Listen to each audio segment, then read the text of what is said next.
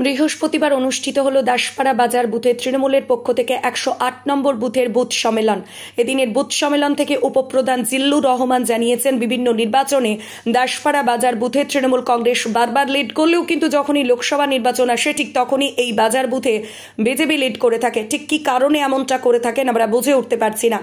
পাশাপাশি চোপড়া ব্লক তৃণমূল কংগ্রেসের vice president Ziarul হক জানিয়েছেন, তৃণমূল কংগ্রেস আসার পর যদি কোথাও কোনো ধরনের উন্নয়নের কাজ সর্বপ্রথম করেন চোপড়ার বিধায়ক, সেটা হচ্ছে দাসপাড়া বাজারের রাস্তাঘাট শুরু করে একাধিক কাজকর্ম করেন দাসপাড়া অঞ্চলে। তাই 2024 নির্বাচনে এই বাজার বুথের কর্মী সমর্থকরা এবারে শপথ গ্রহণ করেছেন যে আমরা আমাদের বুথকে আপ্রাণ চেষ্টা করে তৃণমূল কংগ্রেসকে লিড করাবো।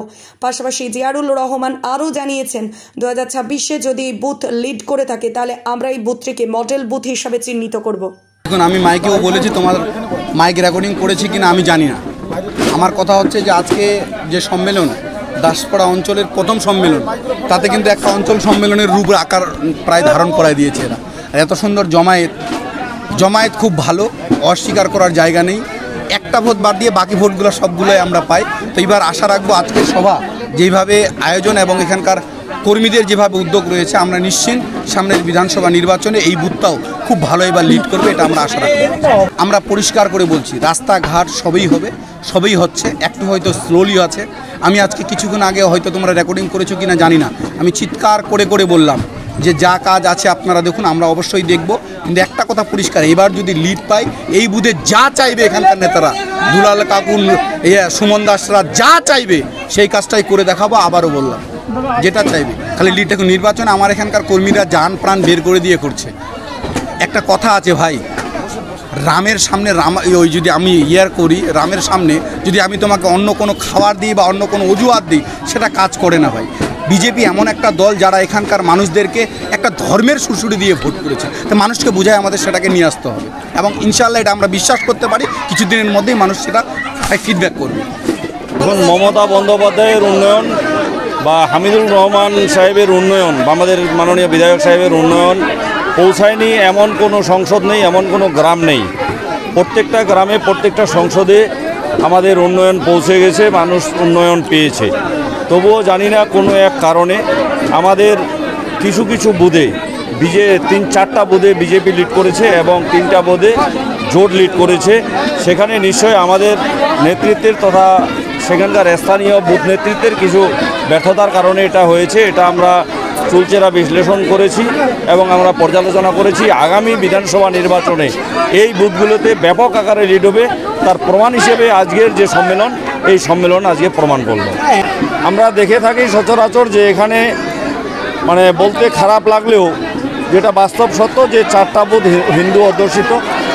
এই এরিয়ার মানুষ লোকসভা নির্বাচনে কিছু কিছু মানুষকে ধর্মের সুরসুরি দিয়ে এখানে বিজেপিকে ভোটটা দেয়। এখানে কোনো নেতৃত্ব নেই, বিজেপির কোনো এখানে সংগঠনও নেই, তবুও একটা অজ্ঞাত কারণে এখানে ভোট দেয়।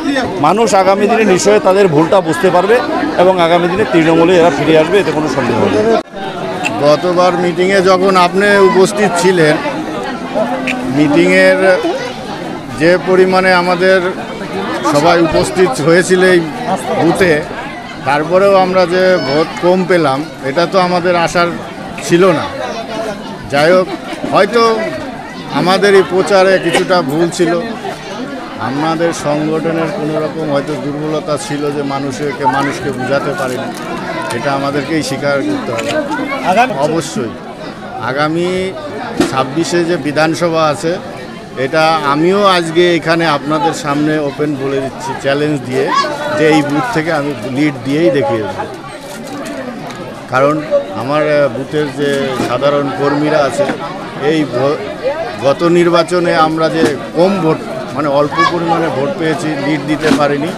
তার জন্য আমরা যে আলোচনা সমালোচনা করেছি, প্রত্যেকটা বাড়িতে গিয়ে গিয়ে তাদের সমস্ত কথা আমাদের কাছে তুলে ধরেছে।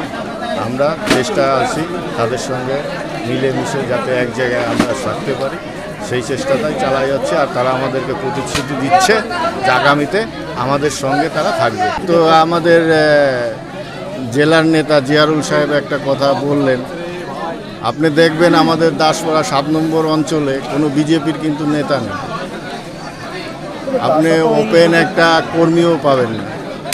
কিন্তু এই লোকসভা ভোটটা আসলে দেখা গেছে বিগত দিনেও যখন তৃণমূল দলটা আমাদের ছিল না, আসেনি, আমরা আগাগোড়াই ধরেন ডানপন্থী দলের কর্মী, তৃণমূল আসার পরে আমরা তৃণমূলে আসছি, কিন্তু তখনও আমরা দেখে আসছি আমরা যখন আমার ভোটার লিস্টে নাম ওঠেনি তখনও দেখে আসছি এমপি ভোটের সময় গিয়ে আমাদের যে বুথগুলো আছে মানে হিন্দু অধ্যুষিত এইগুলো ভোট একটু বিজেপির দিকেই বেশি করত।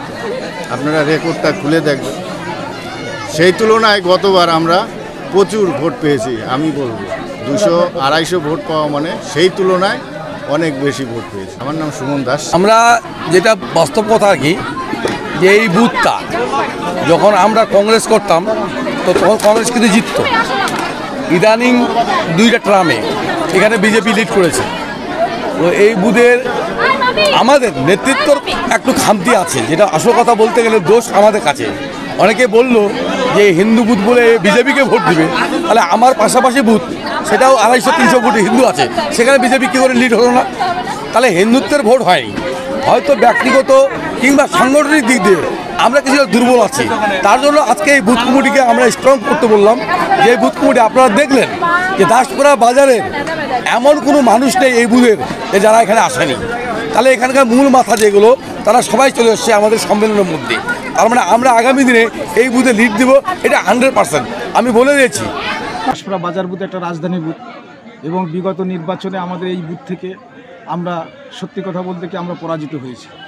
তার জন্যই আমরা দাসপাড়া অঞ্চলের ভিতর সর্বপ্রথম 108 নম্বর দাসপাড়া বাজার বুথে সম্মেলনের উদ্যোগ নিয়েছি এবং সেটা সর্বপ্রথম সম্মেলন এই বাজার বুথে হলো।